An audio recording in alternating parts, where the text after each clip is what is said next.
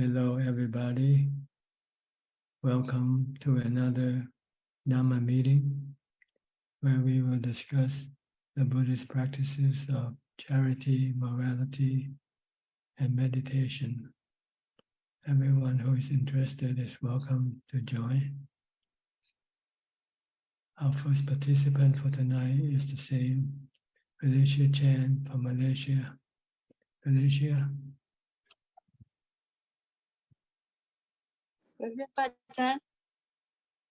Whether I meditate or not, I still have continuously mindfulness, so the illusion never appears, and I feel very peaceful and happy all day long. I realize that mindfulness is the master key. When mindfulness is weak, the thought will appear. As long as mindfulness is still there, the thoughts will disappear immediately. I can realize that the body and feeling are separate. They are external things. They are not belong to me.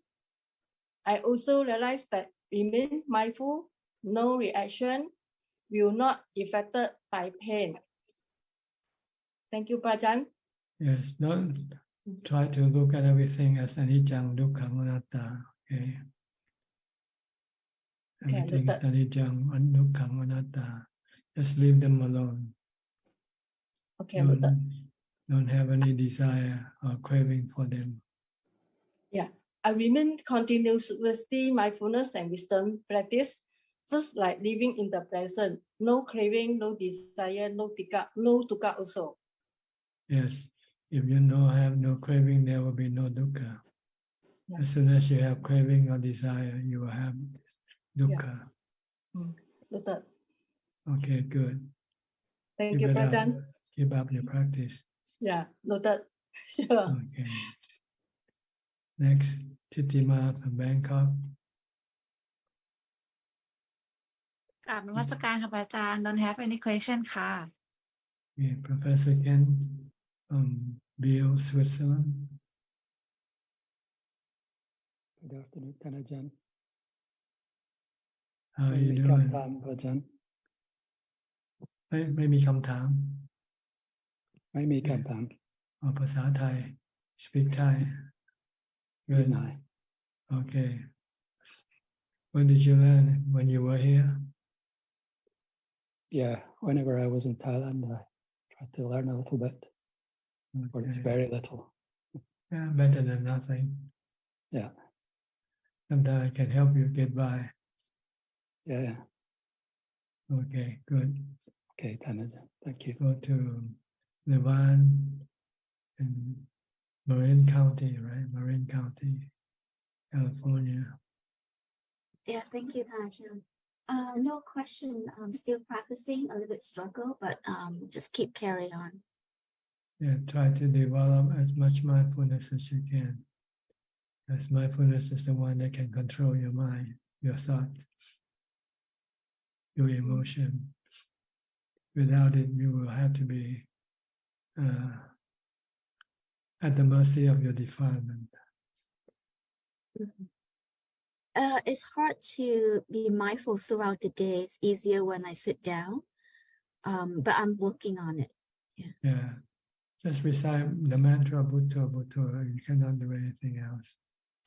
Just keep reciting Bhutto, Bhutto. Whatever you do, try to rein in your thought.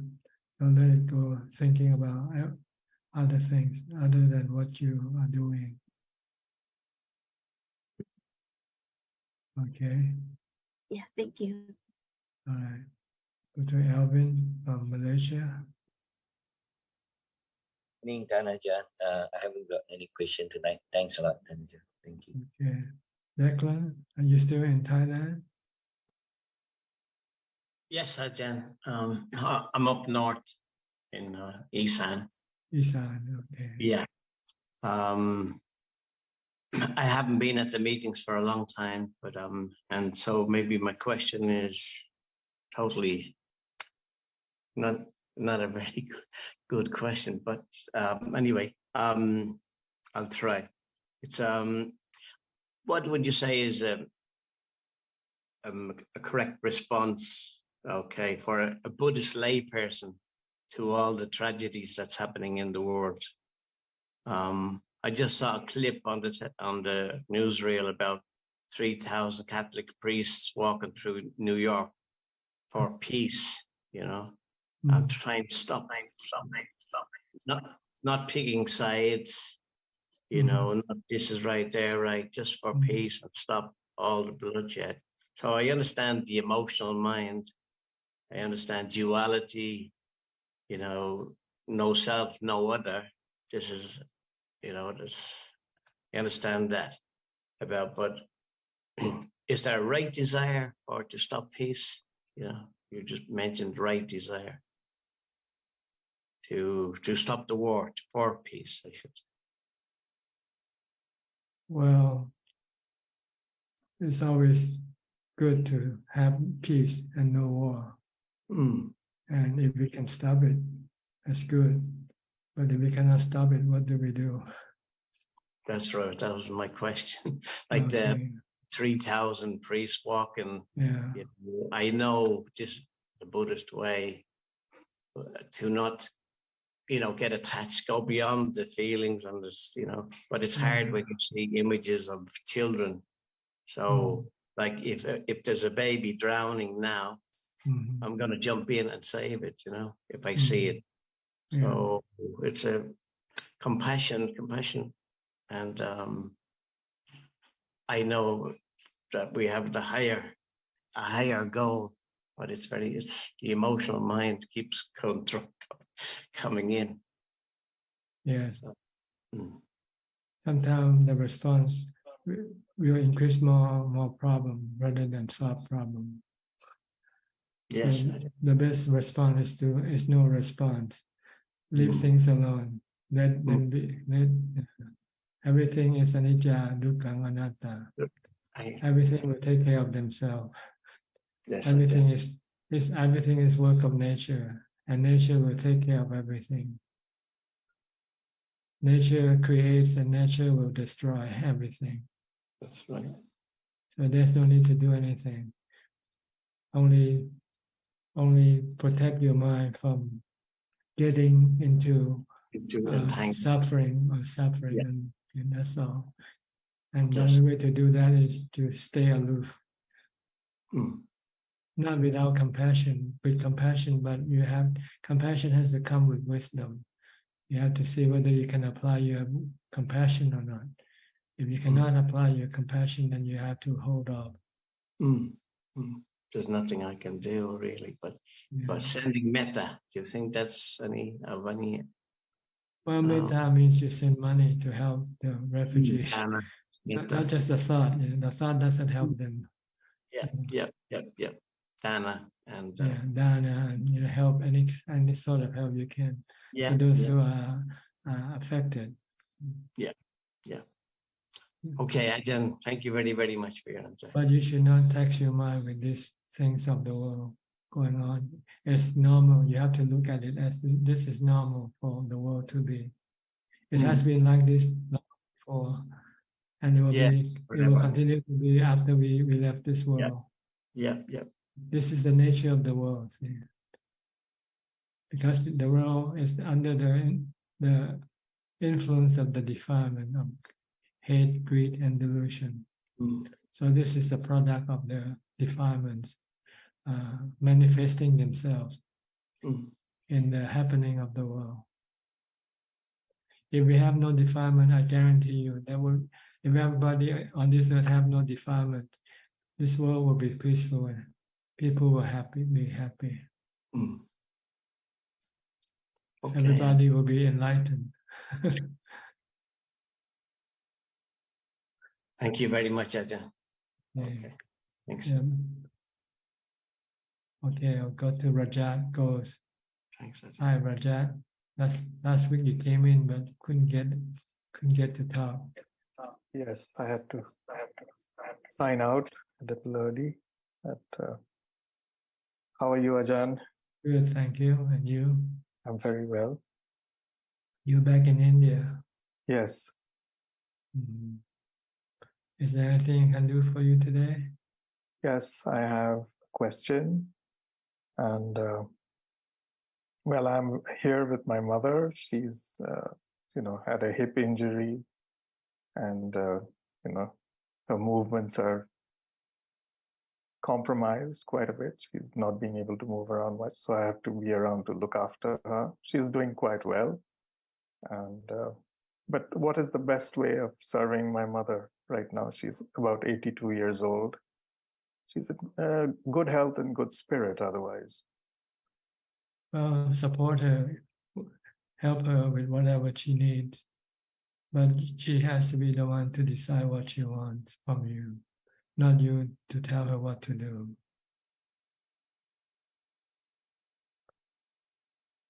Yes. Sometimes we impose our will on other people, which is not right, even though we mean well.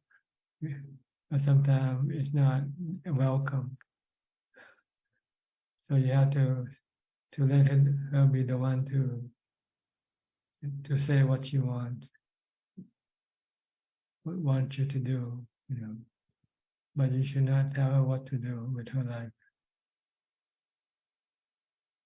Yes, I'll remember that. Sometimes we want her to be better, so we tell her she should do this and she should do that. She shouldn't do this and shouldn't do that. And that can be unwelcome to her.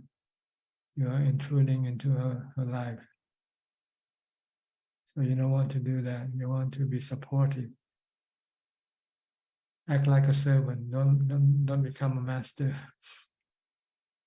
Okay. Okay. May I ask one more question? Sure. That's to do with practice. And it's about Sampajanya. And I was reading your book, and towards the end, you mentioned that with Sampajanya, and I've also read in the Satipatthana Sutta, where it is the Buddha has taught that with Sampajanya you can attain enlightenment in a span of 7 years, and even with lesser and less time, as he mentions. So does that Sampajanya have to be constant for the 7 years? Yes, every person, because your defilement is working 24 hours a day. So you have to be mindful 24 hours a day also. Yeah. But that is very difficult to attain because when you start, it's difficult. It's like thinking of running a marathon. When you start thinking about it, it's not easy to do it. But if you put in the effort, slowly you will build up your ability to run the marathon, right? People don't decide to run the marathon right away and can do it right away. It takes time for them to practice. So mindfulness takes time to build up. When you first started, your mindfulness will be on and off, usually more off than on. Yeah. But as you try, as you persist, your mindfulness will become more on and off, and eventually it will always be on all the time. Yes. Thank you. So just don't be discouraged by the thought that it's difficult. Like I think Mao Zedong said one time that a trip of 1,000 miles starts with one step. The first step, just take the first step and then go on the second step and third step. Keep on walking. Eventually you can make the 1,000-mile trip if you don't stop walking. Okay. Same way with mindfulness. Start with the first mindfulness when you wake up. As soon as you wake up, start mindfulness. Be aware of your body. Watch your body movement. Or you can recite the mantra and you're like Bhutto, Bhutto. Try to restrain your mind from thinking about other things when you don't need to think about. And just focus on the present. Keep the mind in the present by watching your body activity or recite the mantra. The problem is we don't do it. That's all. If we start doing it, then you move forward. You'll have more mindfulness as you advance in your practice. Okay, try it. If you don't do it, you won't be able to do it. If you start doing it, eventually you'll be able to do it. Okay. In the morning when you get up, you don't have to think, you don't have to communicate with other people. Just try to stop your thoughts and just do what you have to do with your body. Wash your body, clean your body, or whatever. And keep your mind silent. Just keep watching. No thoughts. You speak. All right? Yes, Ajahn. Okay. See how it works. Try tomorrow morning as soon as you get up. Yes, as soon as I normally get up when everyone else is sleeping, and Yeah. then I usually sit for my meditation because I've been practicing Vipassana for many Yeah. years, and that's how I start my day. But yes, But the start with mindful- mindfulness. As soon as you open up your eye, start mindfulness right away. Watch your body. What posture your body is in. Lying now, okay. When you get up, you know you're getting up. When you're standing, you know you're standing. When you're walking, you know you're walking. Just keep watching your body, every movement of your body, every action of your body. Don't let your mind go away from the body. This is Kaya Kata Sati, mindfulness of body, clear comprehension.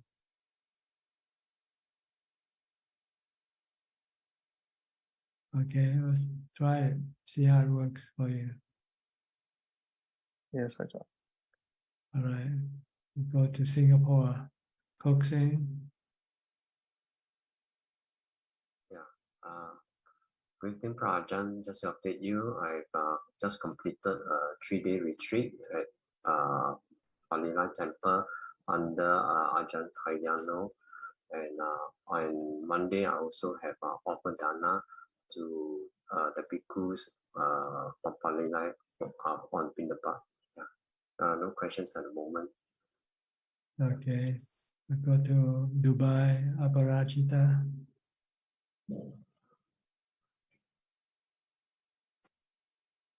Hello, good evening, Father. Good evening to you. Oh, good afternoon. Yes, I don't have any questions. I had quite a casual question actually, because a couple of weeks ago you said your birthday was coming up. I just wanted to know, when was your birthday? November the 2nd. Okay, good. Just wanted to know. Okay. I'll be 76. Congratulations. Yes. Okay. Thank you.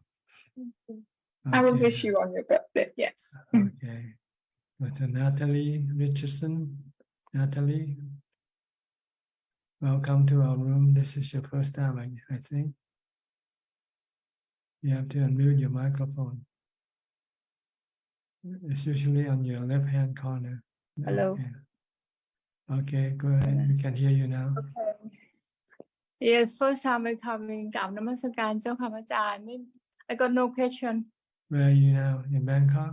พัทยา Oh, Pattaya. Okay. Yes. All right. No question today, just come to listening. Okay, good. Go to Bangsalay, to Scott B. Scott. Good evening, Ajahn. How are you? Good news. Do you have good news, huh?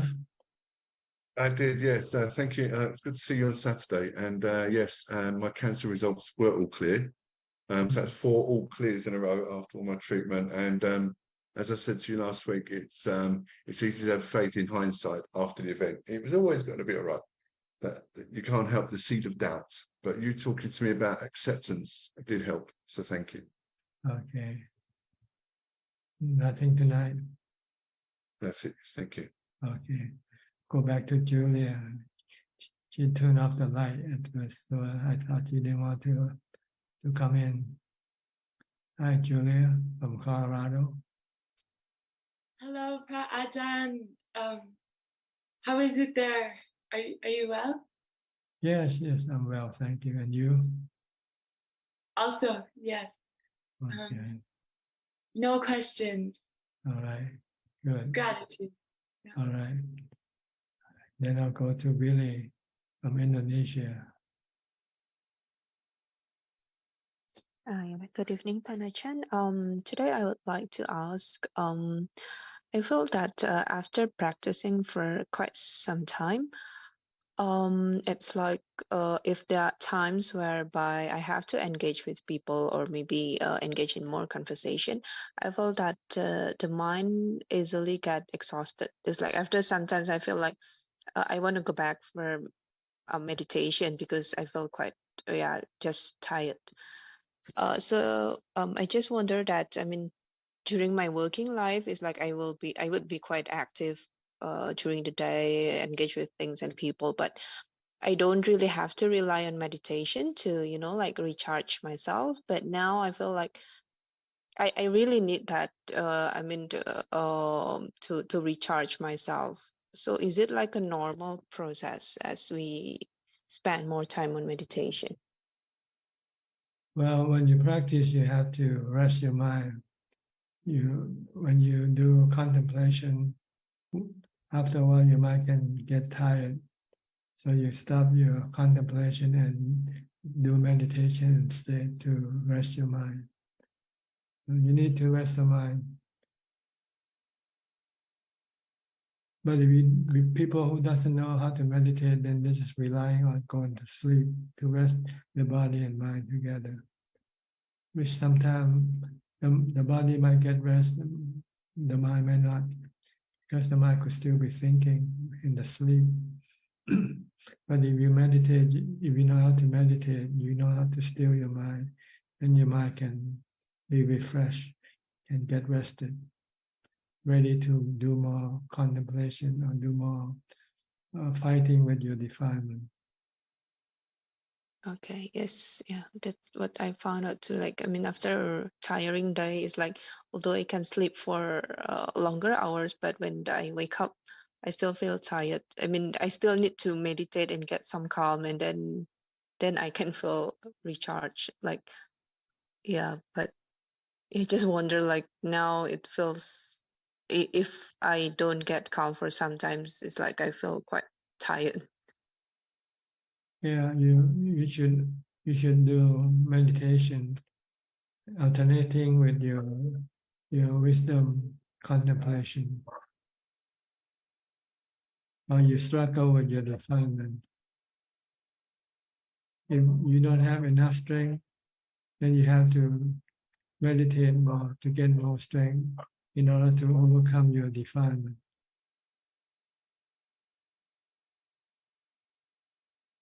Okay.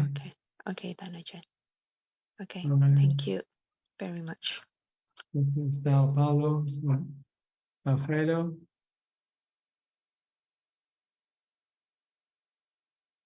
Can you hear the dogs? Hi, Bante. They're all barking. Okay, how are you? Okay. Meditating. When we meditate a lot, Bante, what's the sensation, Bante? What's the what happened when meditate for 2-3 hours? You should get more calm, more peace, more happiness from your meditation. If you don't get it, it means you're not succeeding. It means your mind hasn't yet calmed down. But you can calm your mind down, you'll feel peaceful, happy, contented, no cravings for anything. Yes. The more you meditate, the better. But it has to be effective meditation. The number of hours doesn't count, It depends the quality of your meditation. If you If you still struggle in your meditation, even though 4 hours, and hasn't yet become calm, then it's not yet, you haven't yet succeeded in your meditation. Yes. So you have to measure the amount of calm you get from your meditation. The more calm, the better. Yes. Not the hour that you meditate, because you can be sitting for hours and your mind will still be struggling. Yeah. It won't calm down. It won't calm down. Yes. So you should count from the time when the mind becomes calm and peaceful and still. Yes. Okay. Okay, and try to control the thoughts, but Yes, stop the thought as much as possible. Only think when you really have to think. If you don't have to think, then just stop it with mindfulness, with Bhutto, Bhutto, Bhutto. yes. Okay. You still attend the Buddhist group that you went before with Ajahn, what's his name? What? But I only participate here. Yeah, not the any other group. No. Mm. I lost. I was in one other teacher. I lost here. I lost him. I only with your group. Okay. And in São Paulo don't have Theravada Buddhism. I see. The Buddhism here is Mahayana. Mahayana. Is Tibetan. Tibetan. Don't have they not interested in enlightenment, and it's different Buddhism, but is more done, more sense of pleasures.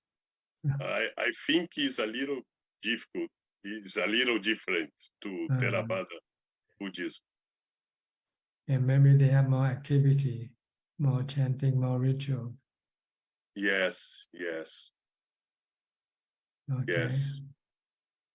All right. And I don't participate the Mahayana in Tibetan Buddhism. I don't participate.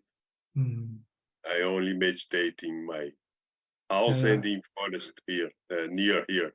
Forest tradition. Yes. Okay. Near here has a forest, Bante. Yeah, Brazil has a big forest. The Amazon. Yes. Okay. All right. You have any question? No, it's good. Okay. Good talking to you. Stop. We'll go to Philip now. Philip from Malaysia. Good, Ajahn. Wish you well and happy. I don't have any questions. Glad to be listening in tonight. Okay. Indira and Piao from Toronto. Good morning from Toronto. Ajahn, Ajahn. Good morning to you. How are you? Good, thank you. Always nice to see you on Tuesday mornings. And thank you so much for sharing your wisdom with us every day. We keep practicing the way you said, has made a big difference in both of our practice. So thank you so much. Good. You're welcome. Happy to hear that. I agree. Any questions?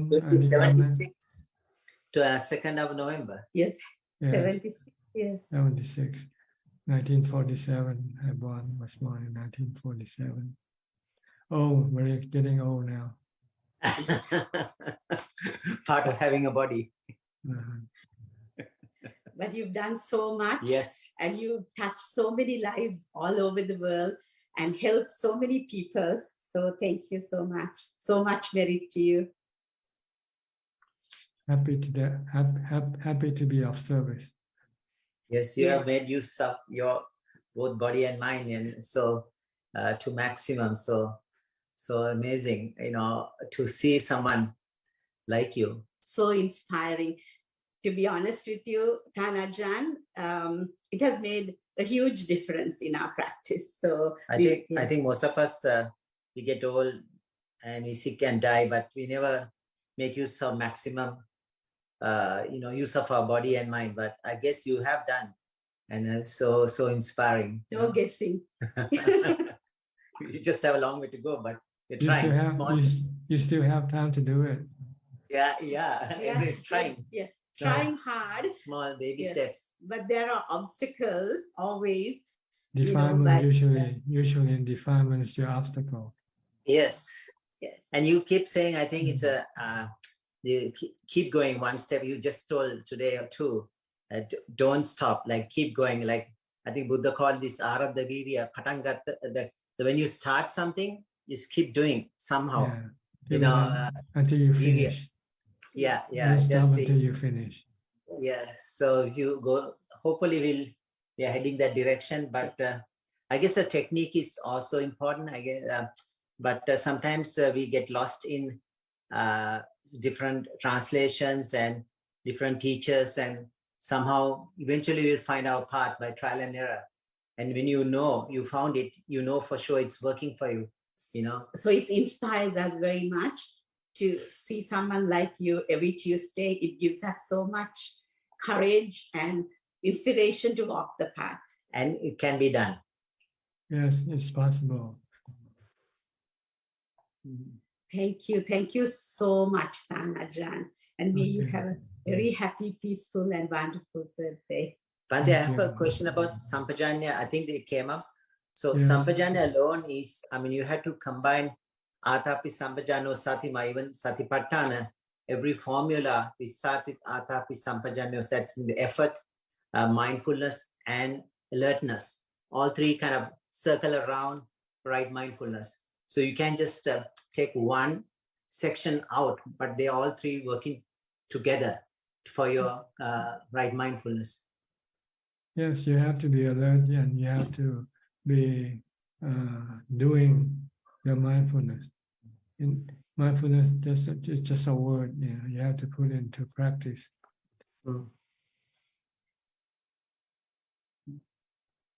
So you said Kayagatu Sati, like a body is that's a bodily contemplation, like the Kayanupassana belongs to like breath meditation is another way of being mindful of your activity, your walking, your sitting, from the day, the moment you start, as much as you can. All the time. Yeah. You can do it. There's no reason why you cannot do it. It's just you don't want to do it, that's all. Yeah. You want to go think about yesterday, think about tomorrow, think about this and that. All the so time. It's a distraction. Our mind gets distracted.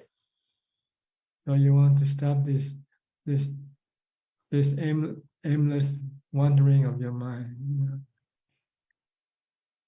No, and I think even science has told that wandering mind is an unhappy mind. I think there is a research done. So mind wanders. And I think it came from Harvard study. Wandering mind is an unhappy mind. So mind wanders, becomes unhappy. Yeah, if you're wandering with lust, with craving, then you become unhappy. People usually wondering what they want to, what they can get, and what they can do, what they can see. So this can make them unhappy. See? Yes. So the desire, the craving is the main source of wandering mind. Right. When you have craving, then you push your mind to go look for what you want. Right. So where to go to have your next meal, or to do your whatever you want to do. Watch a movie, which movie you should go to watch, and so forth. So back to second noble truth. Yes, that's the cause of dukkha. Yeah. Cause of unhappiness. Yeah. Dissatisfaction. Yeah. As soon as you have desire or craving, you are not content. You are not satisfied. Sure. So entire Buddhism can be confined to the Four Noble Truths, like the Buddha said, like the elephant's footprint. All footprints can be put to the elephant footprint. So whatever you say or do, it belongs to the Four Nobles, four things at the end of the day. Yeah, that's about it. The Buddha's teaching concentrate on the emanate from the Four Noble Truths. He does talk about dukkha, or sometimes he talk about samudaya, sometimes he talk about nirodha, sometimes he talk about the magga. But wherever you take from, it belongs to that. Like the water, wherever you take from the ocean, it's one's Have the taste. same taste. Have the same taste. No matter how many talks the Buddha had given, it's all about dukkha or the cessation of dukkha. Yeah. And that's what he also took a bunch of leaves from the forest and said, this is what I'm going to teach. This is all you need. Rest of it's just other leaves. You don't need it. I mean, he's just so smart and so kind towards us, but otherwise we get lost in all the other leaves. But he said, oh, this is all you need. Amazing. Thank you, Bhante. Okay. Thank you. Happy birthday. Have a wonderful day on the 2nd of November. Okay, thank you. I'll go to Gary from Singapore.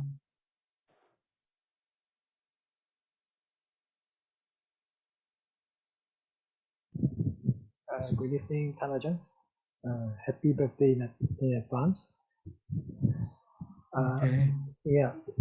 I just want to ask a very maybe not so simple question, but how do we actually help someone who's there's a lot of dukkha, a lot of suffering, due to like some past unhappy memory? Can we actually help them?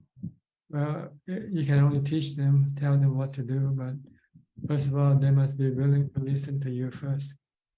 If they don't want to listen to you, then you cannot do anything about it. If they seek for your help, then you can help them. If they don't seek for your help, then there's nothing you can do. Yeah, but yeah, sometimes yes, but sometimes we are in the middle of the reach. Sometimes they are quite worked up. We are unable to like so-called give them any good advice. They may not want to listen to us. So there's very little we can do. Just give them the Four Noble Truths. If they understand the Four Noble Truths, then they can solve their problem. Yeah. Okay. Thank you, Ajahn, for the advice. Thank you. Thank you so much. Okay. Nigel, are you here? Where are you from, Singapore or Hong Kong? Yes, I'm from Hong Kong actually. Okay. Yeah. So today I would like to talk about my practice. Now I follow your instruction, which is to recite Buddha in my mind, and I use this as my main kammatthana. So in my daily life, I will recite Buddha, and at the same time, I will observe the jumping of my mind. So, like when I am chanting Buddha, and sometimes my mind will be away. Then I'm aware of this anicca nature of the mind, and which at the same time,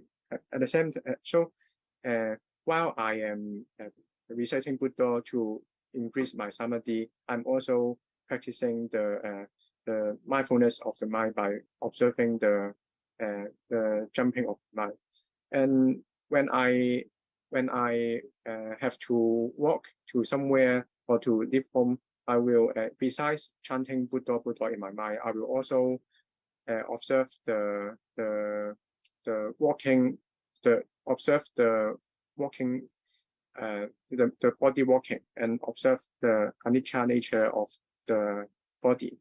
And when I come back home and it's time for me to to do sit meditation, then I will first chant Buddha Buddha to peace my mind, and then I will start to contemplate the mind and body as anicca, dukkha, and anatta. So, I will. How do I contemplate the body? I will first for anicca, the part of anicca, I will contemplate that this body is febrile. It is fragile. It will die one day, and it will age, sick, and it will die eventually. For the dukkha part, I will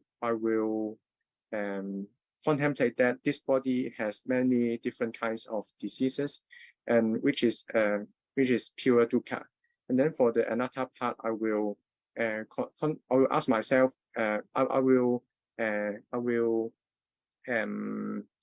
contemplate each body, 32 body parts, and ask one by one, is this I or mine? And by cultivating the wisdom of anatta. And also I will also contemplate the body, 32 body parts according to the 4 elements, analyzing the 32 body parts as only elements. And afterwards, I will contemplate the body as repulsive by I will use my wisdom. I will imagine my hair in front of me, and I will imagine that it's in a bowl, is inside a bowl with a bowl of rice. Then is this hair still appealing? Something like that. And this is the way that I contemplate the body.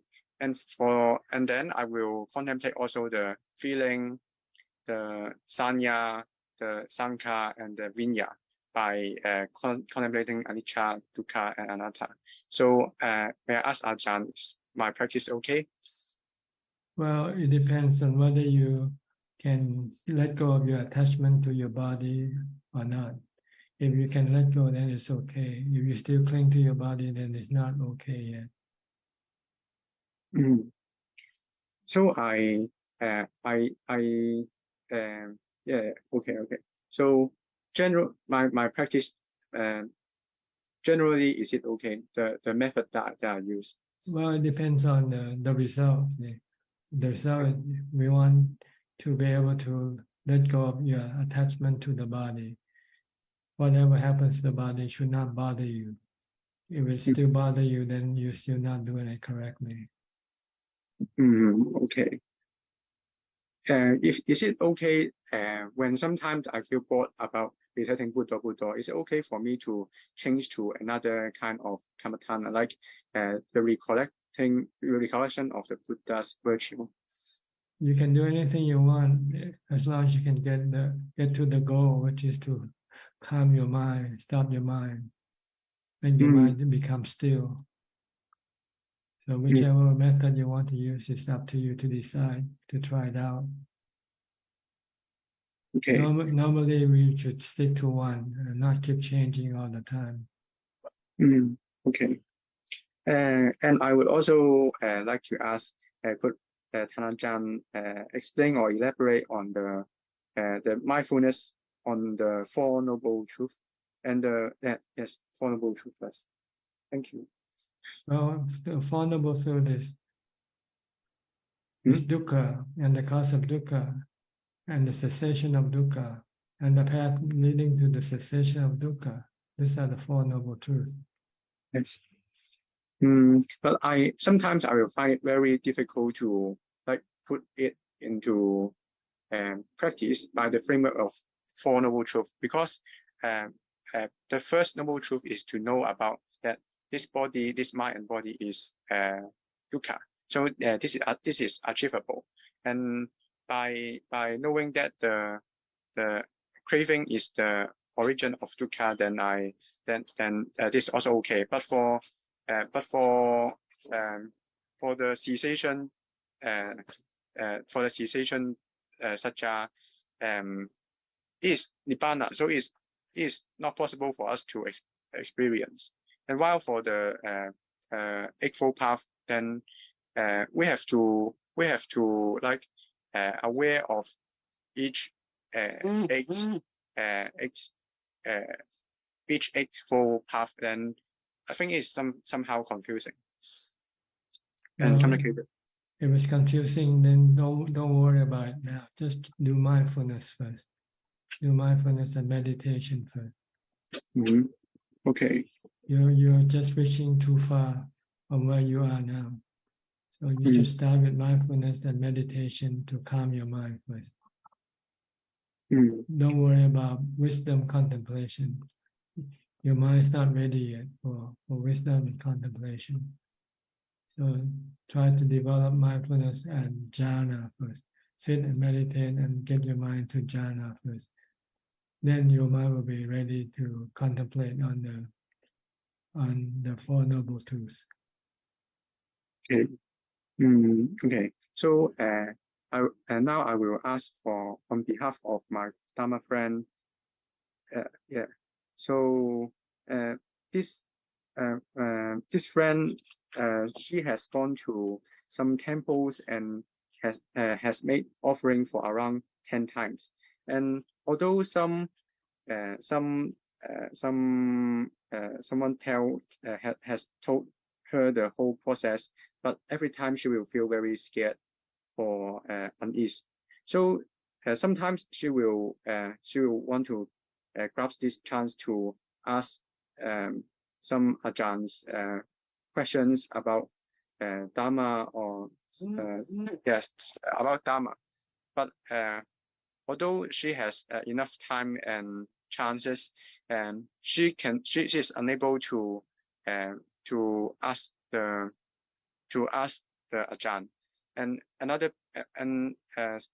person will help her to ask, but she is not able to concentrate and listen. And after going there, she will feel very uncomfortable, and his emotion will experience breakdown for a few days. She wants to go, but she would like to ask Ajahn if there's any suggestion or how to improve this problem. I don't know. She has to find out herself the answer. Okay. I cannot. So she has to find out herself. Yes, that's the best way. Okay. So and then she would like to ask. This morning she has tried to recite Buddha, but something happens. When she recites, the whole process is very calm, but it is as if but this chanting process, this meditation process is as if used as a tool to evade from the pressure from the life. And after chanting Buddha, then she will be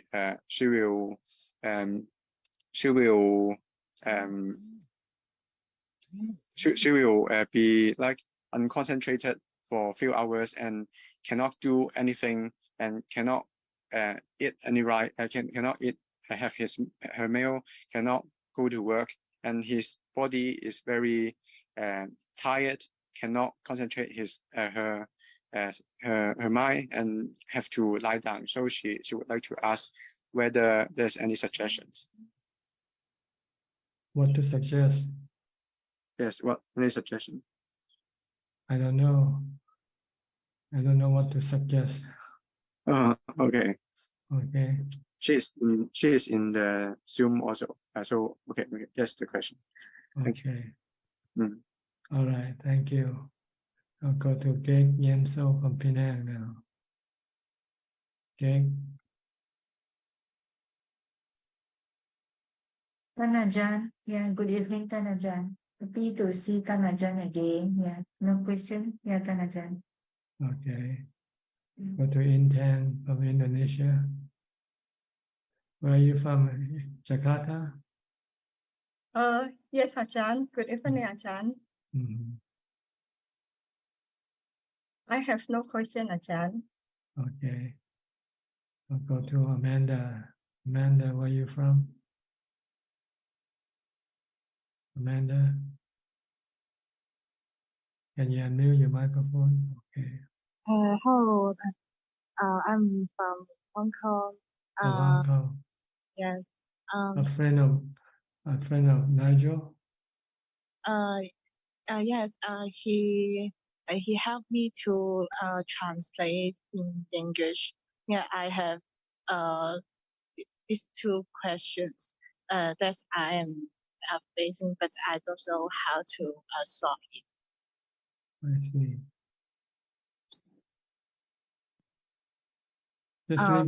Just leave it alone. If you cannot solve the question, then just leave it alone. Don't worry about it.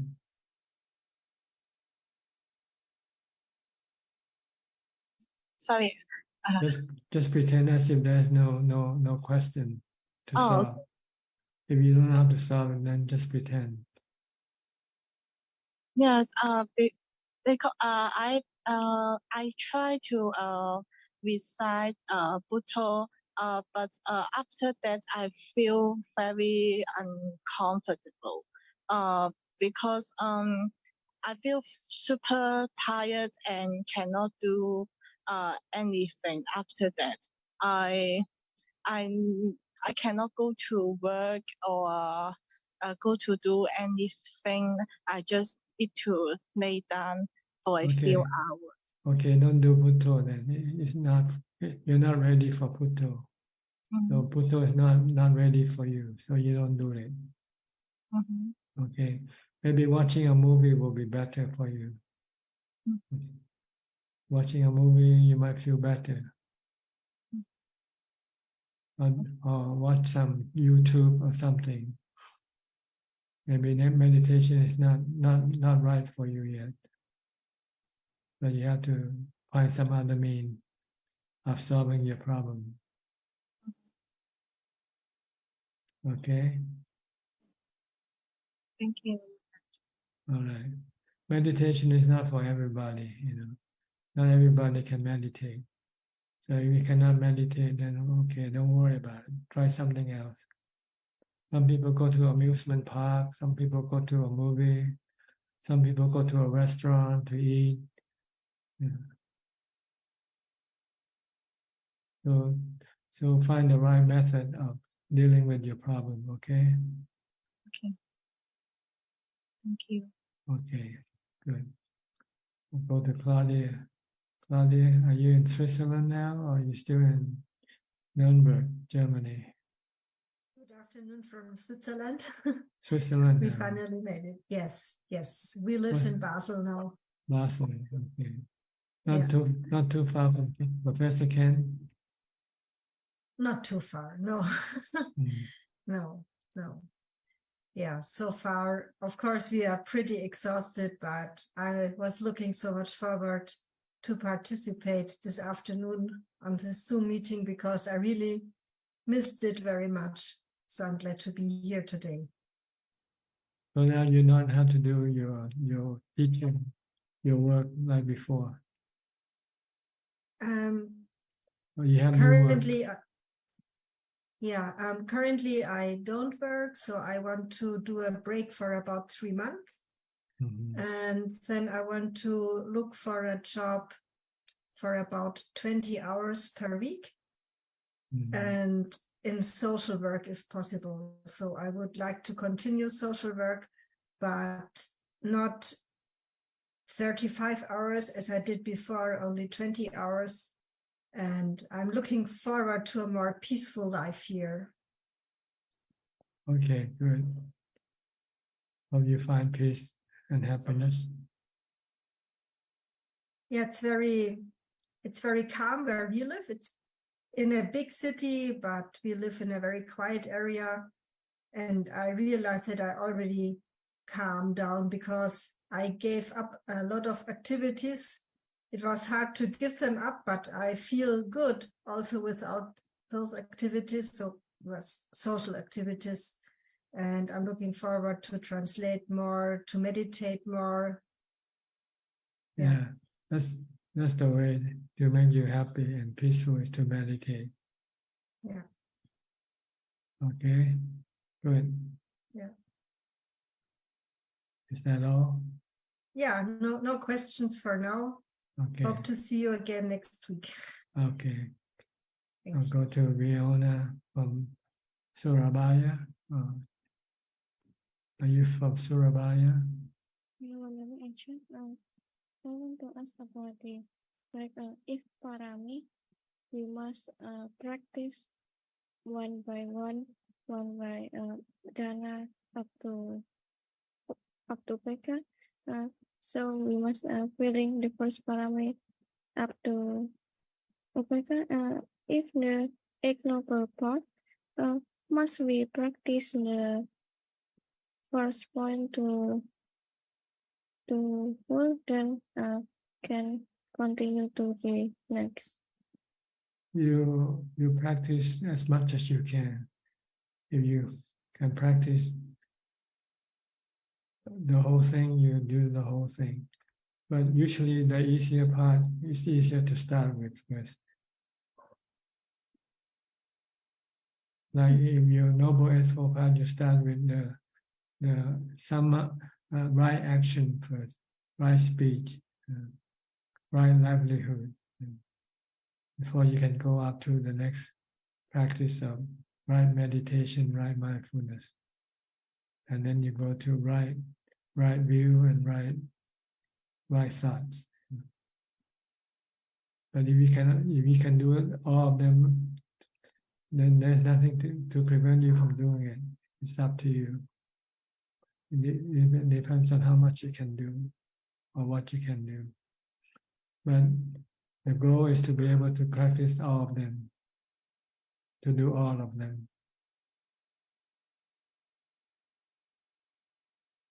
Okay, understand?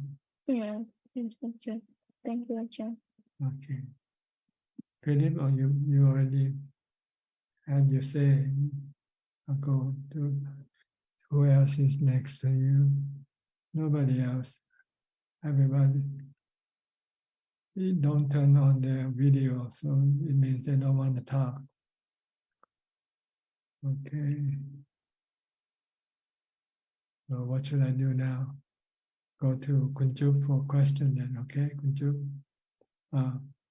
Sui and Check just came in. Okay, we'll go to Sui and Check first.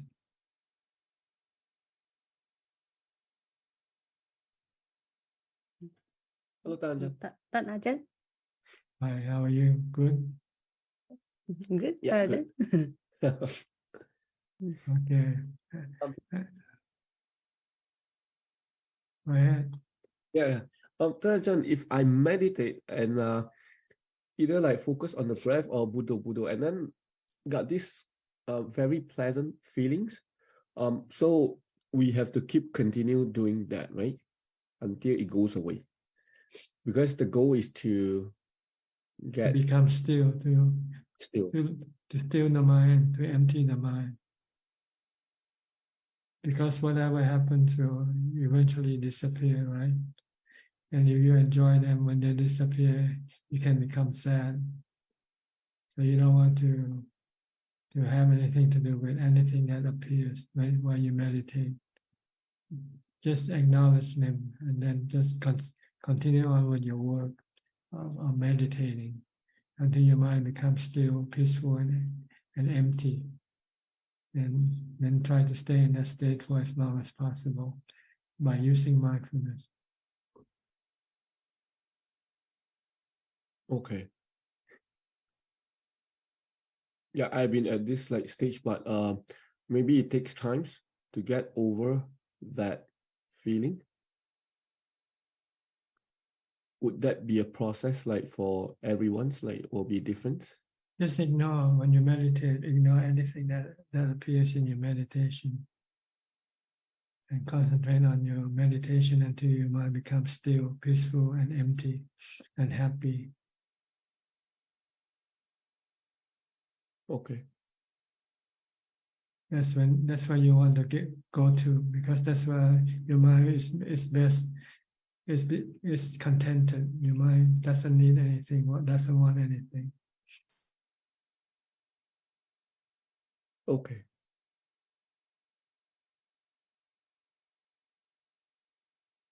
And you check anything? No, no, Ajahn. But I'm just a little bit I guess when usually I guess everybody is different. I never heard that. I never heard you ask somebody to go watch a movie. But I guess I was a little bit taken aback. But maybe everybody's different, right? I guess. That's right. It depends on the level of their mind, which level they are in, which level they can practice, which level they cannot practice. Like you have children coming to your daycare, you don't teach them physics or mathematics, do you? Maybe if it's a child prodigy. Okay. But no, you're right. It's ABC. ABC 1, 2, 3. Yeah. The knowledge of or intelligence of people are different level.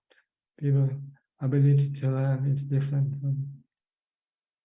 Some are more able than others, and some are less able than others to learn or to do things. So when they teach them something difficult to do, it can backfire on them. Say, makes them feel bad, frustrated, or whatever. So that means it's not for them. We're talking here, meditation is comparable to nuclear physics. People who can come into this room has to be able to understand nuclear physics if they want to understand the Four Noble Truths.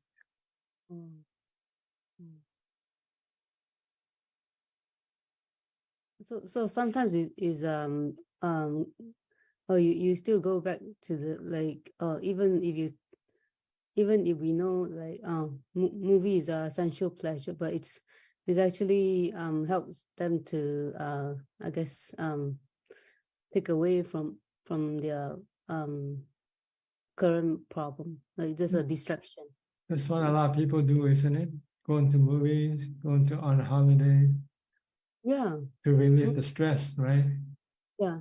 That's what we do every day. We try to relieve our stress, the way we know how to do it. Yeah. But unfortunately, the way you know how to do it is not a permanent fix. It's a temporary fix, and it will keep you have to keep fixing it out until the rest of your life. You have to keep going to the movies for the rest of your life. Every time you feel stressful, you go to a movie, or you go to a restaurant, or you go to shopping or whatever. This is what people do, but it's not the permanent fix. The permanent fix is to still your mind, to calm your mind, meditation, to make your mind. When you can meditate, you enter into jhana, then all your stress disappear. Then you feel happy, you feel lighthearted. But even jhana is also a temporary fix.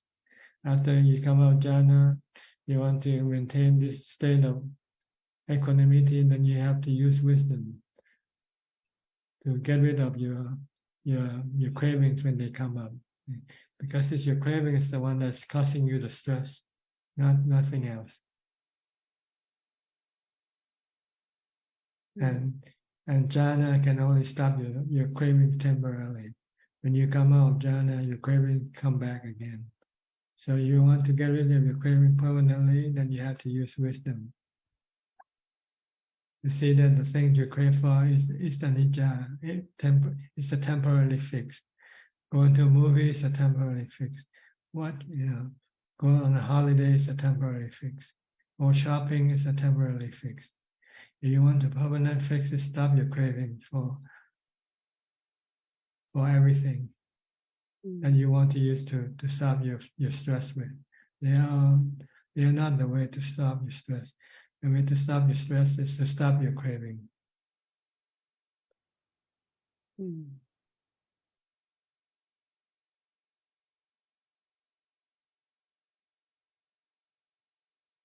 Okay. Yes, thank you. Thank you. Ajahn, since we have time, can I ask one more question? Yeah, you can ask anything you want. Just now you mentioned that if I contemplate something, I couldn't get answer. So I just ignore it because eventually those like anatta, anicca will take care of it. So is that just like leave it? Like sometimes like when we contemplate, I couldn't get answer, just leave it like this. And Yeah, did you do anything with World War II? Did you do anything with World War One? You didn't do anything, right? They come and go, right? yes. So it will be the same way the war that's going on right now. They'll stop themselves. They'll stop eventually. Nothing lasts forever. Everything is anicca. So you don't have to do anything. You don't have to ask them to stop. They'll stop after they get tired of fighting. They'll stop. Right now they're still strong. They have the strength. So let them fight. Fight until they have no strength. Then they'll stop fighting. Or when they have the senses. Right now they have no sense. They are crazy right now. If you fight, it means you are crazy. And it's difficult to talk to people who is crazy to have sanity. So you just have to leave them alone. Let the insanity tell them whatever they want to do until they eventually run out of steam, then they'll stop.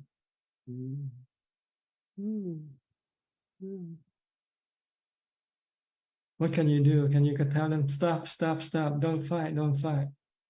Forgive each other. Can you tell them? Would they listen to you? No. Okay. So what do you do? So you watch. Just be an audience. Just watch the movie. This is like a movie.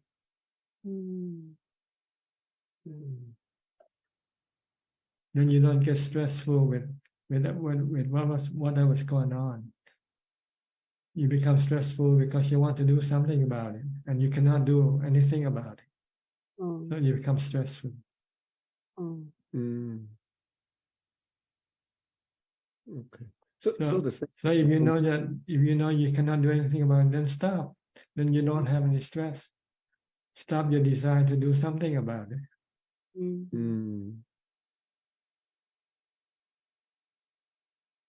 That's the Four Noble Truths thing. The stress comes from your desire to do something, but you cannot do it, so you become more stressful. But if you have wisdom, you say, "Oh, there's nothing I can do about it, so I should stop my desire to do something about it." When you stop your desire, then you have no stress.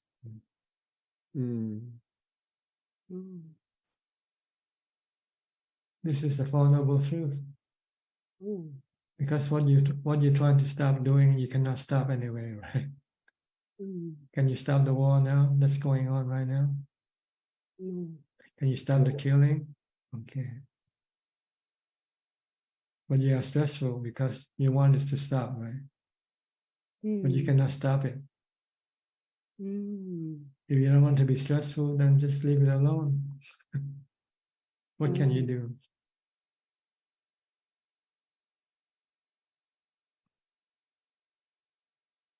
Not wanting to see like people get killed is a desire. It's a tragedy. It's a tragedy.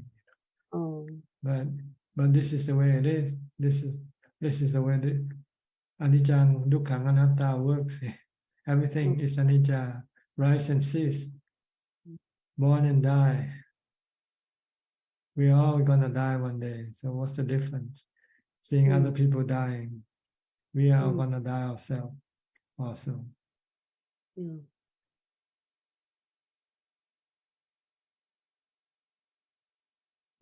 It's just not yet our time to die, that's all.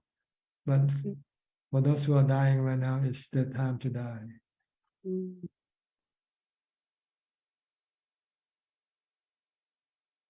It sounds cold, sound cool, heartless, but this is a fact, right? It's a fact of life.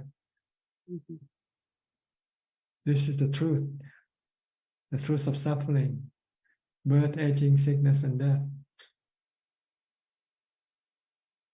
And it's stressful, it's because we don't want these things to happen. But once you're born, you cannot stop the process of aging, sickness, and death. If you don't want to have this process, then you have to stop birth, that's all. When there's no birth, then there's no aging, sickness, and death.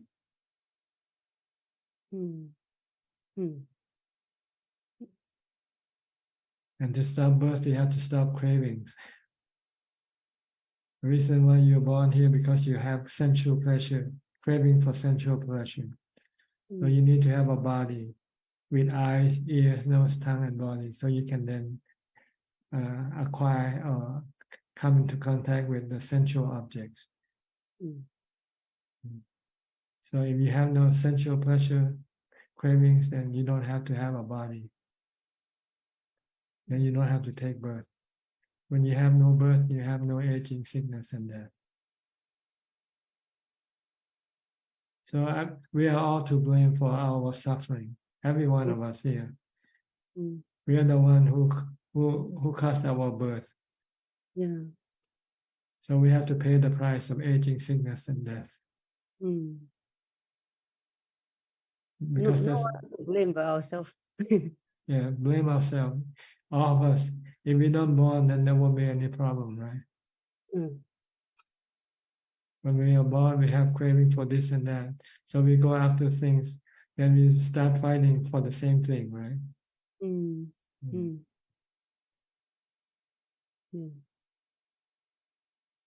So it comes down to cravings. The cause of all the world's problem is cravings, people's craving.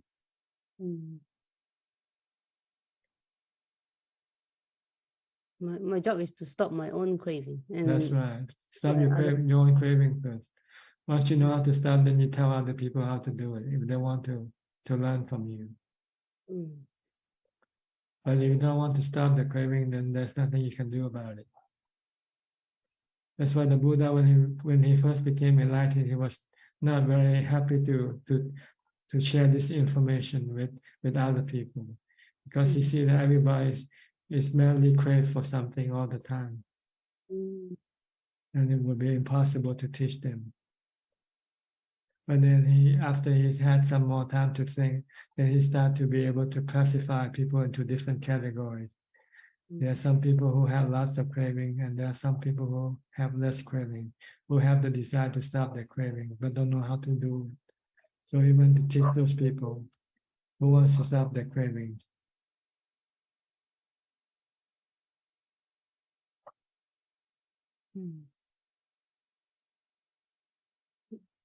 Luckily, he changed his mind. I don't.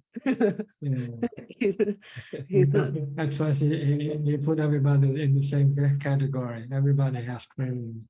But then after he has some time to consider, then we realize that there are people with lots of craving, and there are people with less cravings.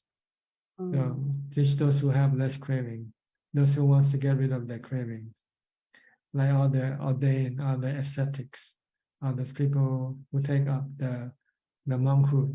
These people, they want to stop their cravings, but they don't know how to do it permanently. They only know how to do it temporarily by going into jhana.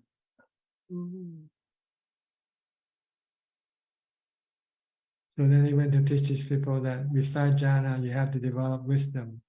You have to understand the Four Noble Truths. You have to understand the three characteristics of existence. Then you'll be able to stop your cravings permanently. Once he said that, those people who are already seeking for the path, they understand right away. They can become enlightened right away. Because they already have jhana. What they don't have is the Four Noble Truths. They don't understand how they become stressful. And the Buddha said the cause of your stress is because of your craving. Stop your craving, then you will have no stress. And the cause of your craving is your delusion, to see that things that you crave for will give you permanent fix, but they don't give you permanent fix.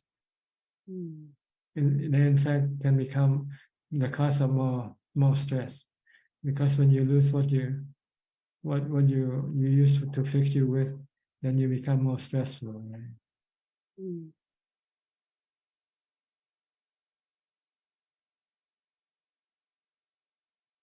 But you have to be able to understand that the root cause of all your stress is your cravings and your delusion to think that you can use things in this world to stop your stress by stop your craving. You cannot stop your craving by craving for something else. Mm. Like before you were married, you were lonely, right? This is stress. So you think having a family will make you get rid of your stress. Yes, you get rid of your loneliness, but you're introducing some other stress, right? Yeah. Now you have to worry about your husband, your wife, which you never had to be before you were married. Mm. So you're replacing one stress for another stress, that's all. Yeah. Mm. You're right. Mm. So you must not replace one stress with another. You have to stop your craving, that's all. By telling yourself that this is the cause of your stress, and you don't want to have any stress, and you have to refuse to go after your craving. Mm. Mm. If your mind is stronger than your craving, then you can stop. If your mind is weaker than your craving, then you succumb to your craving. Yeah. Mm. So I've been replacing one craving One with stress another. for another Oh. stress. Oh. Okay. That's a good example. Oh. Switching from single to married, and then from one stress of loneliness to stress of married life is a good example. Like this is switch. I thought that you will Yeah, switch solve from one stress to another stress. That's all. Yeah. Okay. I think Ryan is waiting. Okay. Okay. Thank you. You.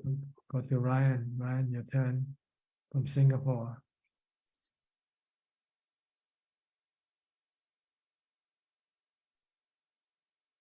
Good evening, Ajahn. Yes, go ahead. Any question? Not much of a question, but I was just contemplating what you were just talking about, and I just have a comment that it really seems that there is really no flood like cravings. Like the whole world is just completely overwhelmed by this flood, or maybe it can also be termed as fire, like the fire sermon. Like the whole world is burning from craving, and we talk so much about climate change and global warming these days, but I think that the real fire is within my heart or everyone's hearts, which is this fire of craving. That's so right. To overcome that is really the biggest miracle. Sadhu Ajahn. The only way to overcome this craving is to use the Noble Eightfold Path. Practice the Noble Eightfold Path. Then you can stop your cravings. One thing came to mind, Ajahn. I have some good fortune that I hope to be able to see you next month, just about 2 days after your birthday. So I think that will be a Saturday, and you will be giving a talk outside your kuti at 2:30 p.m. Yes, at 2 p.m. until 3 p.m. And after 3 p.m. I can answer question if anybody have any question, either in Thai or in English. So you can talk to me after at 3 p.m. After 3 p.m. Okay, Ajahn. In the morning, it's just the pinna part, is that right? Yeah, in the morning and in the winter part. But on weekdays, I'll be eating in the dining hall. And you can come and see me if you happen to be in the monastery on weekdays. I'll be eating. I'll be able to talk to people, meet people at the dining hall around 9 a.m. But on weekend, I'll be meeting people at my kuti at 2 p.m. to 4 to 3:30, 3:45. Okay. Thank you, Ajahn. If I don't die before that, I hope to see you then. Okay, good. We'll go to Caris. Caris, where are you from?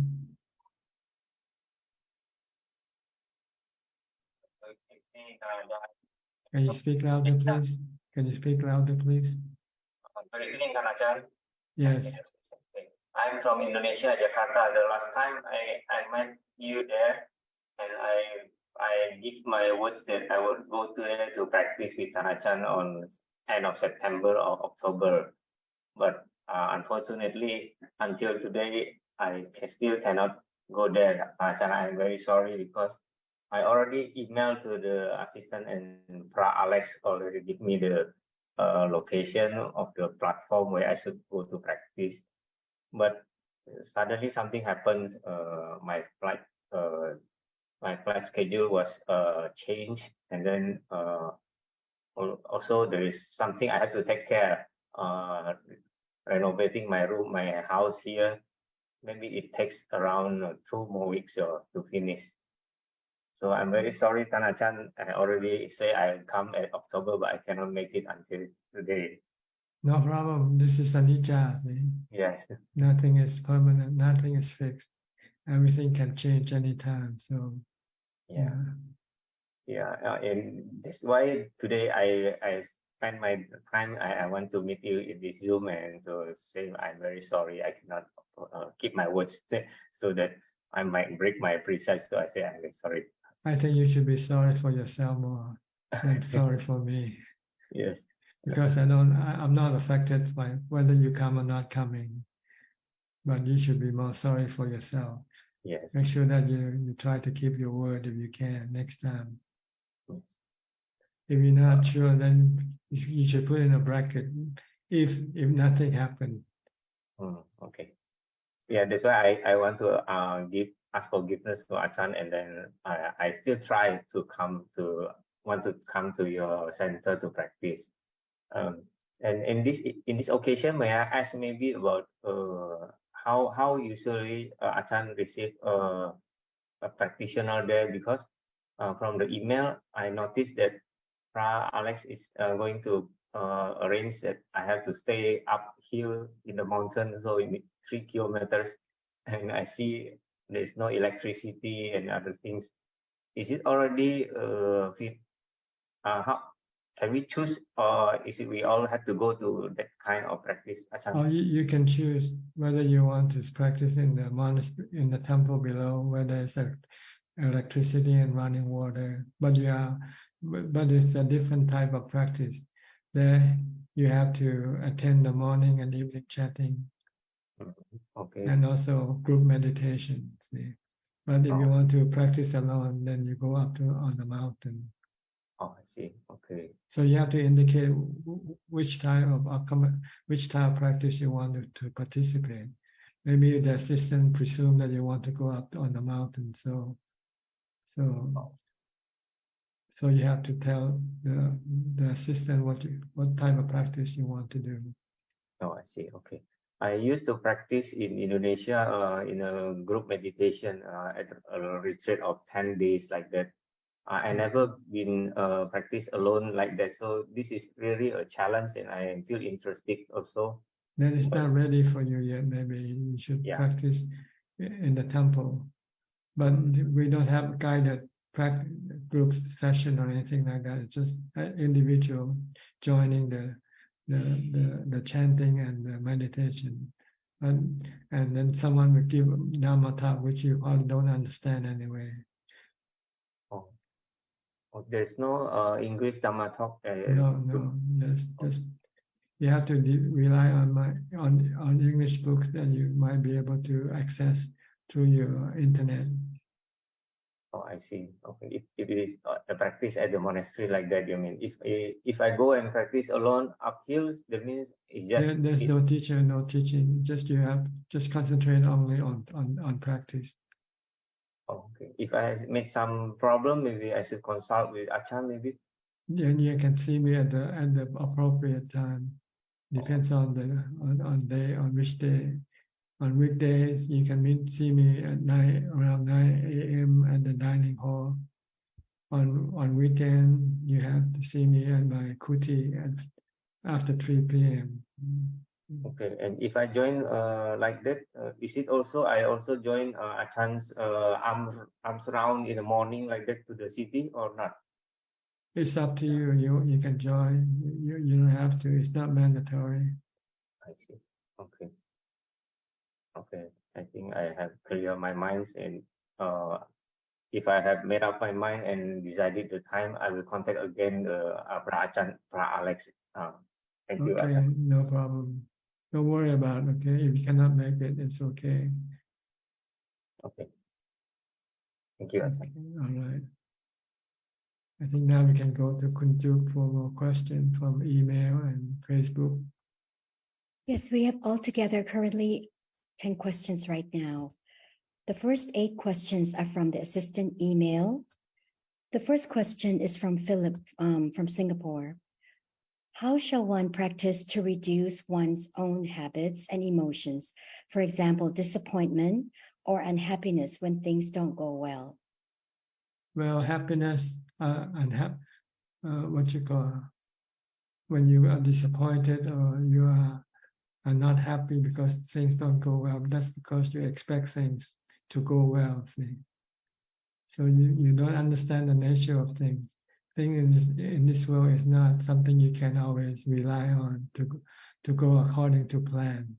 Just like just now, someone make reservation to come and stay and then cannot come and stay.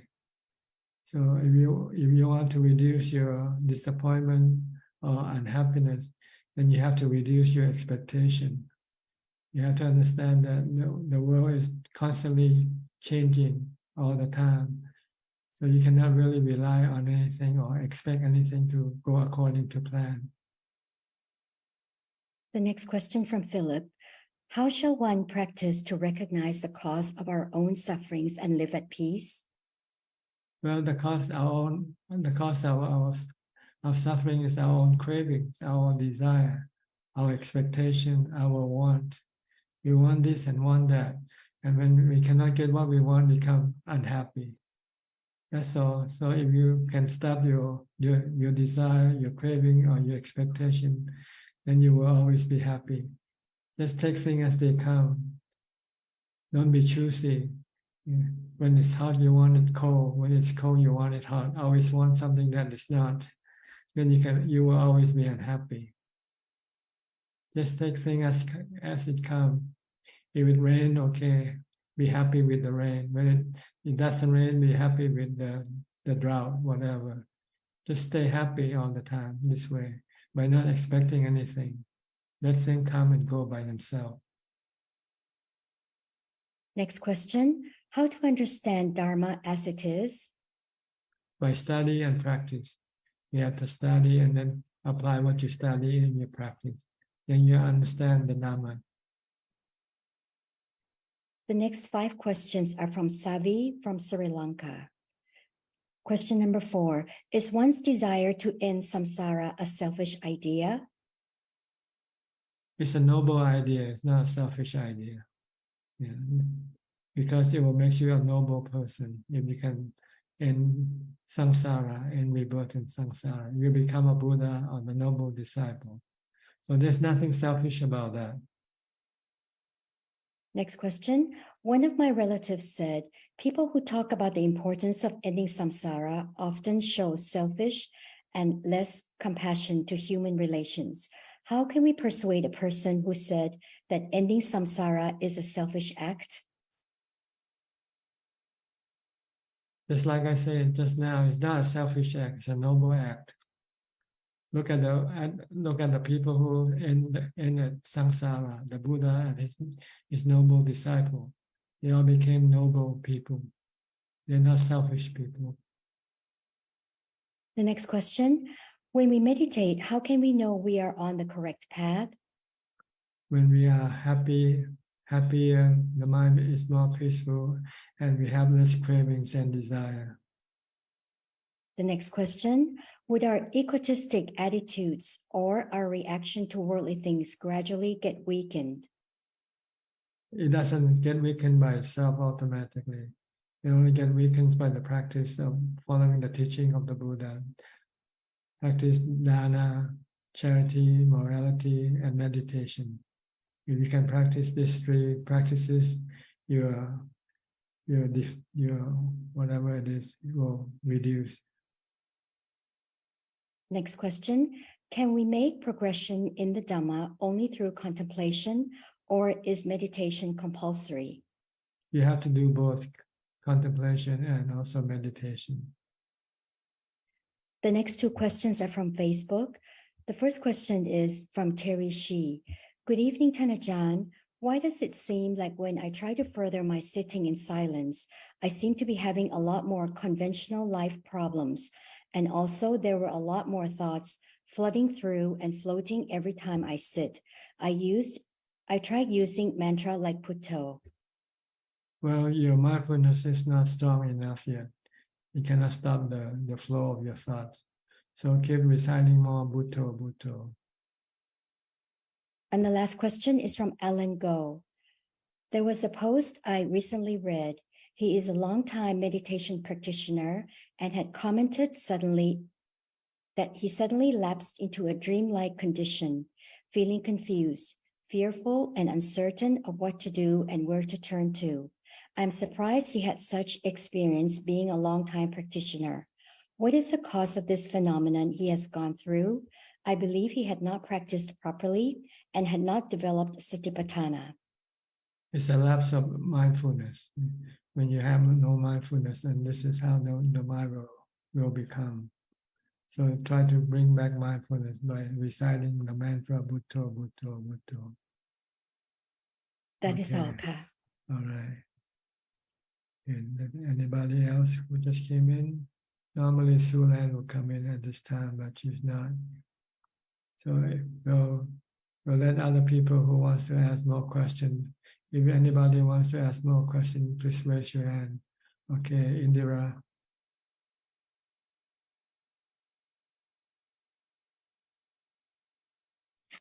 Ajahn, why is jhana practice kind of like in some cultures and some countries, like, they are more into contemplation and they kind of, like even when you talk about jhana practice, they say, like don't get attached to jhana, don't practice jhana because, even people like Devadatta, went into jhana and things like that. And I know the benefit of it, but I just want to ask you, why is that? They discourage people. Discourage so you people get too attached to it. Because they don't understand what jhana is. There are right jhana and wrong jhana. The kind of jhana that Devadatta develop is the wrong jhana. You develop for supernatural power, which cannot stop your defilement, cannot kill your defilement. Okay. And in fact, it becomes a tool of your defilement. You want to use the right jhana, which is absorption. Yeah, like calming the mind, stilling the mind. When the mind becomes still, your defilement cannot do anything. You become arrested. So people don't understand the nature of jhana. There are right samadhi and wrong samadhi. Upajjhara samadhi is the wrong samadhi. Right samadhi is appana samadhi or kanika samadhi. When the mind becomes still, peaceful, and no emotion, no action, no mental action. With upajjhara samadhi, there is still mental action. The mind still keep working with psychic power, ability to be able to connect with the spiritual beings, retrace the past lives, for instance. I think the emphasis. But this kind of samadhi doesn't support the development of wisdom for the eradication of the cravings. It doesn't have any strength like the jhana do, like the fourth jhana do, equanimity. Upajjhara samadhi has no equanimity. Appana samadhi has equanimity. People now they are all so confused because they don't practice. They just keep reading and try to interpret what they read. That's true. I think the experience is not there, so therefore they try to get to. It's like the 5 blind men, right? Trying to describe what an elephant is. Elephant, yes. And Elephant, they yeah. keep arguing about it to each other. No, it's a wall, it's not a spear, you know. They're all right, but you just They're all don't blind. part of the picture. They're only part of the picture. They only get part of the picture, not the whole picture. I mean, Buddha encouraged jhanas all the time, even arahats, like you can see Theragata, jhana, jhana, jhana. Jhana is always there. I mean, you can't bypass samma samadhi. And That's right. to get to insight, I think there's more emphasis, the recent development on insight meditation, insight, like, and that kind of confuses people. I think you have to go straight to insight, forget jhanas, but you can't do that. You can't bypass a bridge and get across. You know, you have to go through that bridge. It's like a physician who has to do surgery. He go into surgery without resting before he go to surgery. He doesn't eat, he doesn't sleep. He just keep on doing the surgery work. You think he can he can finish his surgery work successfully? You need to have rest first, right? Before you go to work. You have to rest, you have to eat before you go to work. And contemplation of vipassana is working, mental working. And if the mind is still weak, it won't be able to do the work that it has to do, is to stop the craving. It's true. You can get exhausted and it might even go against you. Like you can get angry. I mean, vipassana, you try so much, people go a little bit crazy, you know, too much vipassana without the samadhi. That's right. The mind becomes restless and agitated without samadhi. You have to calm your mind first, and then before you can do the contemplation. And after your contemplation for a while, if your mind starts to become agitated, then you have to stop and go back into jhana first to calm your mind.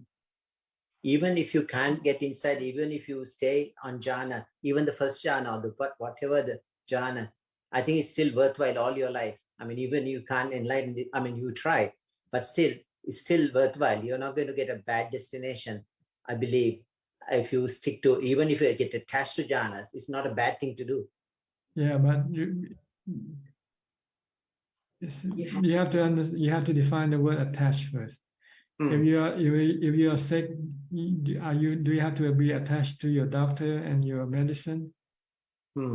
Okay, but after you're well, do you still become attached to your medicine or doctor or not? Okay, so before you can say attached, you have to look at your condition first. Whether the people, I guess, scare you off. I think saying, "Oh, don't get there. You get attached to it, and you're going to go on the wrong path." I think some people, even some monks, say, "Oh, don't." I think, and Buddha said that it's a bliss not to be feared of. Even Buddha said, "Why should I be fear of this when I under the rose apple tree as a baby?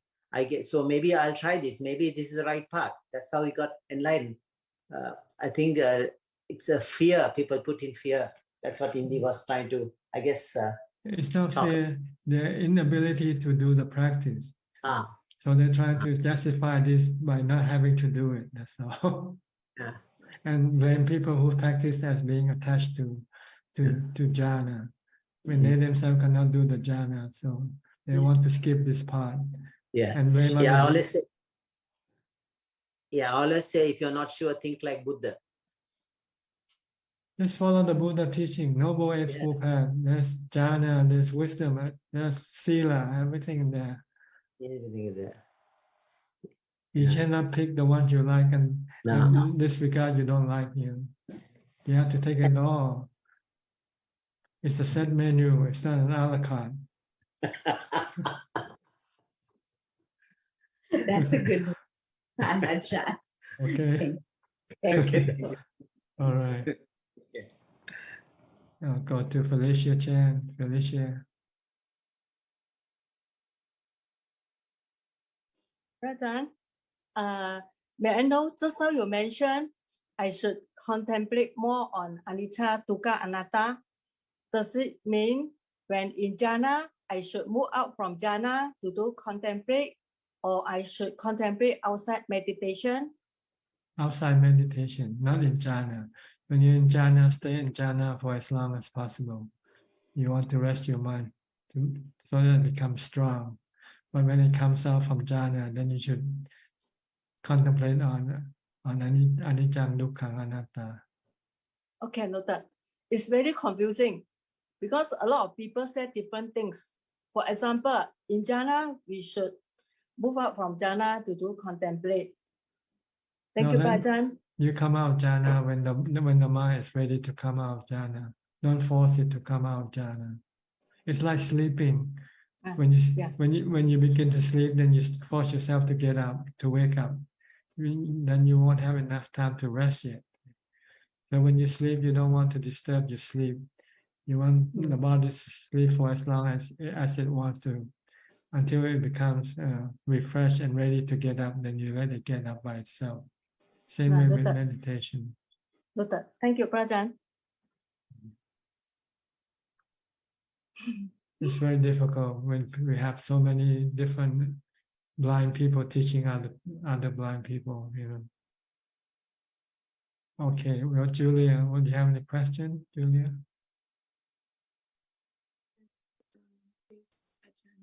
Speak louder, cannot hear you. Okay. My mind is active from listening to the other questions. So a few questions that are maybe separate, not totally related. The two questions about concentration, doesn't it depend on if one is cultivating the Lokiya or Lokuttara Chan? Yes, concentration is considered to be Lokiya. It still cannot, it still has to revolve in samsara. Lokuttara is the development insight of wisdom. This is Lokuttara. This will get you outside of samsara. But before you need Lokiya to support your practice of Lokuttara. You need the practice of morality and meditation to support your practice of wisdom. You cannot practice wisdom alone without morality or meditation or concentration, because your wisdom can be what you call can't think of the word, can be corrupted. You can think in the wrong way, thinking of killing yourself. Sometimes you think this body is anicca, so why live? Why waste your time living? Might as well killing your body. And this is corrupted wisdom. Yeah. But if you have morality, then you know that you cannot kill anybody, not even yourself. Okay, I know. And then the other thing is, so I know the main purpose is to get free from physical and mental suffering, and that is the sort of it gets to the root, like the cure.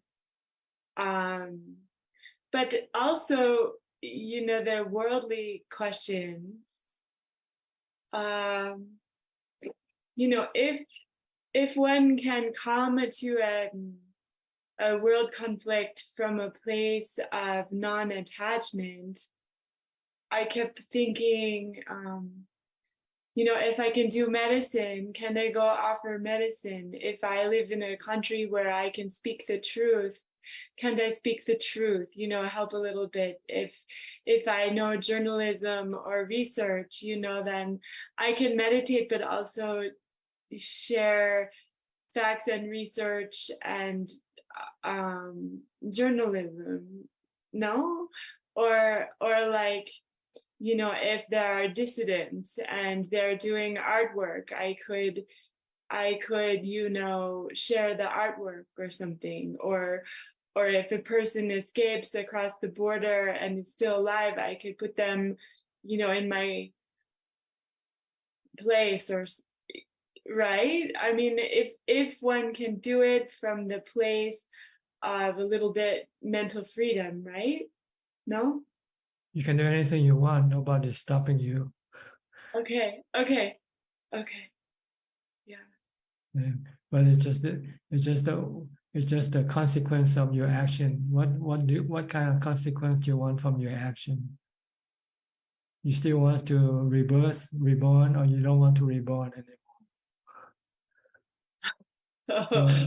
So that's a different goal in life. For those who doesn't want to be reborn, then they keep concentrating on eliminating all types of cravings. So They go live in the forest alone and forget about the world. Leave the world alone. It's not for them to fix. They only want to fix their own problem of rebirth. Like the Buddha and all the noble disciples, they left the world and go live in the forest and practice in order to stop rebirth. For them, the goal of not reborn is most important for them, not the goal of helping the world, to make the world peaceful or happy.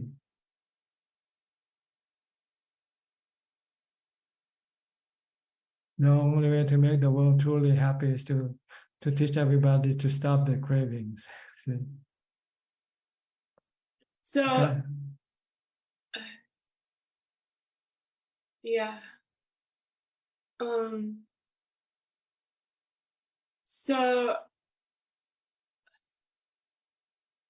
can one go to, touch Nibbana, come back, touch Nibbana, come back, touch Nibbana, come back? As long as you're still alive, the Buddha, when he was alive, he was in Nibbana already. His mind is in Nibbana, but his body is still in this world.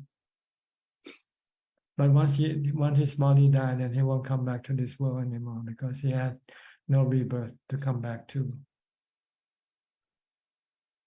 Okay. Is it appropriate to share with our friends if they ask how to clean the chitta, open Purify the mind. Yeah.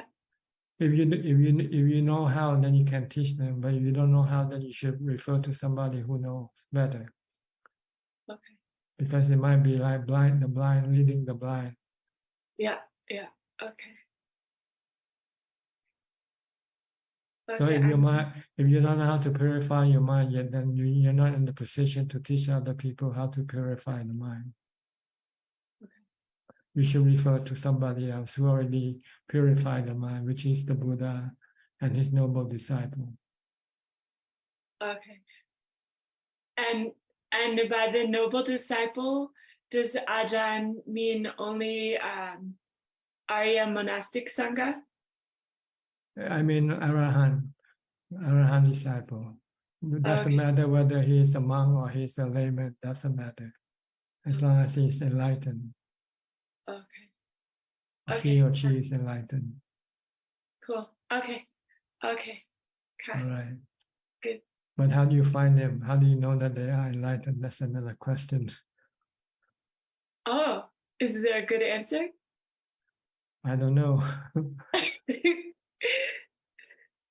Normally, you have to wait for them to die, and the bone turn into relics. Then you know that person was an arahant. Yeah. Otherwise, if he's still living, you don't know. Unless you study with that person and you became enlightened from his teaching, then you can say, yeah, he must be enlightened, or else he couldn't teach me to become enlightened.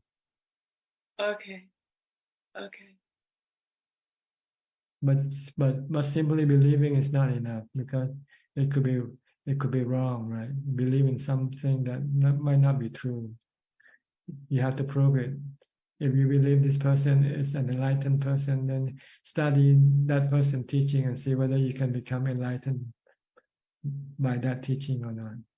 If you could, then you could probably assume that that person is enlightened.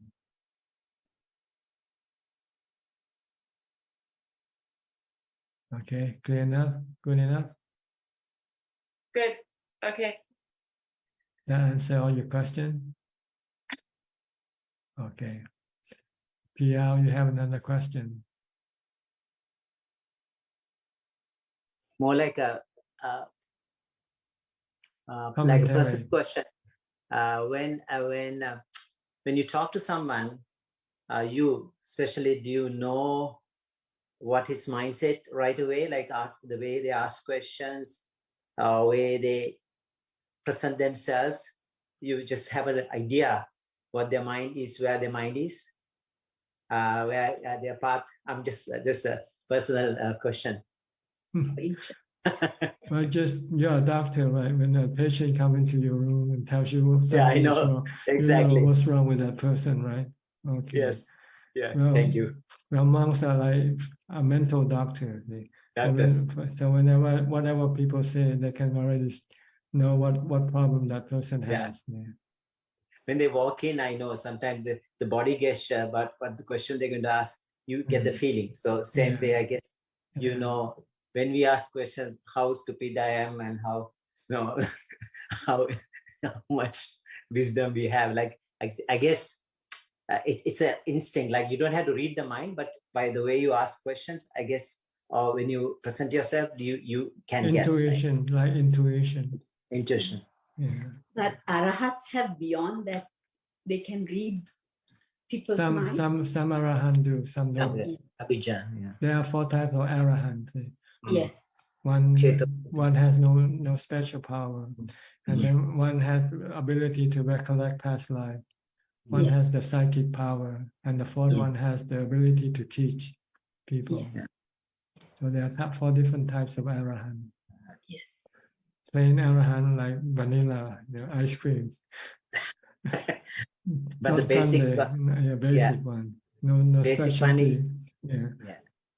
Other arahant might add some toppings, make it Sunday like the family doctor. Then there's a heart specialist. There's a lung specialist. That's right. Just the being a doctor is that's the basic. Arahant are doctors, or mental doctor. Mental doctor. It's amazing. Wow. Thank you. Okay.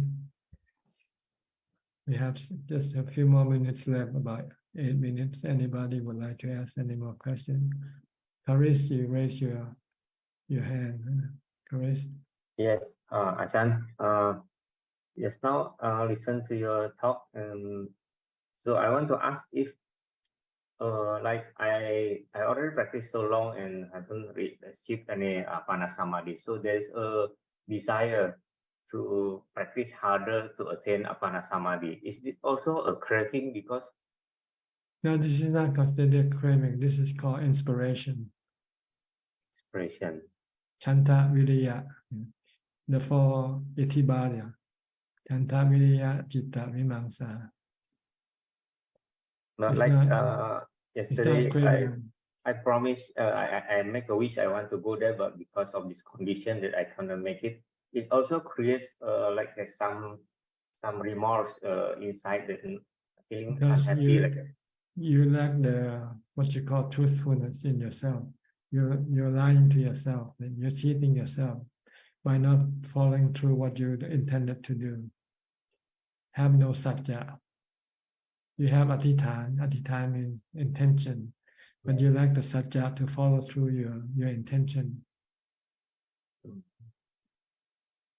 So before you make any intention or resolution, you must be sure that you can follow through with it. If not, then don't make the resolution, because you'll be lying to yourself. If you make a resolution, then you have to stick with that resolution, unless you're not really able, beyond your ability. But if you can do it, you should do it. Satya Adhithan. Satya Adhithan. I still have time. Thank you, Ajahn. Okay, Kok Seng from Singapore. Yeah, from Ajahn, like to ask about my craving. Like sometimes after lunch, I would either drink plain water or and then sometimes I'll think, oh, maybe have a cup of coffee because coffee tastes better than plain water. But on the other hand, then the other side of my mind say, hey, this is craving. So there is a bit of struggle already. But I know that drinking of coffee is a kind of craving. But sometimes the mind will also tell myself, say, oh, why be so hard on yourself? Just a cup of coffee only. Why make life so difficult for yourself and so on? So maybe Prajan, can you advise me how should I teach my mind so that this so-called little craving for coffee, I will be able to tame it, and so that I do not have to struggle whether to have plain water or a cup of coffee. Yeah, thank you, Rajan. Well, think of the time when you want to drink coffee and you cannot have coffee. What do you do? Oh, then have no choice just to have plain water only. Right. Okay. Is it better not to have coffee or have coffee? If there is a choice, coffee tastes better than plain water. But if there's no choice, what do you do? Yeah, if no choice, then just plain water. Okay, then just drink plain water, so you don't have to worry about coffee wherever you go. See, you can go anywhere, and whether there's coffee for you to drink or not won't bother you. But if you have to have coffee, so when you go to a place where there's no coffee, then you're gonna be disappointed. You're not gonna be happy. You're gonna have dukkha. See, because coffee is not permanent. It's anicca. It's not reliable. Not certain that it will always be there for you. Okay. So don't rely on something that you cannot rely on all the time. Because when you need it and you cannot get it, then you can get dukkha. Okay. But what if the mind say, oh, don't be so hard on yourself. Just only a cup of coffee. Then how should I tell my mind? Drinking coffee is hard on yourself because you have to keep looking for more coffee to drink. See, when you don't drink coffee, then you make it easy on yourself, because then you don't have to go look for coffee to drink anymore, which is harder or easier. Having to go look for coffee all the time, or not having to go look for coffee all the time. Okay. And plain water is just just straight from the tap. Okay, I will try to teach my mind when such situation arise again. Okay, good. All right, that's about it for tonight, I think. Thank you for your participation. I hope this meeting is beneficial to you and can help you, push you to advance in your practice. In the meantime, please stay safe, stay mindful, and be happy, and keep on practicing. And if all goes well, I'll see you all at the same time next week. Thank you and goodbye. Thank you, Thank you, Rajan. Ajahn. Thank you, everyone. Thank you, Ajahn. Thank you, Ajahn. Good night, everyone. Good night, Ron. Good night, Min. Sadhu, sadhu, sadhu. Thank you.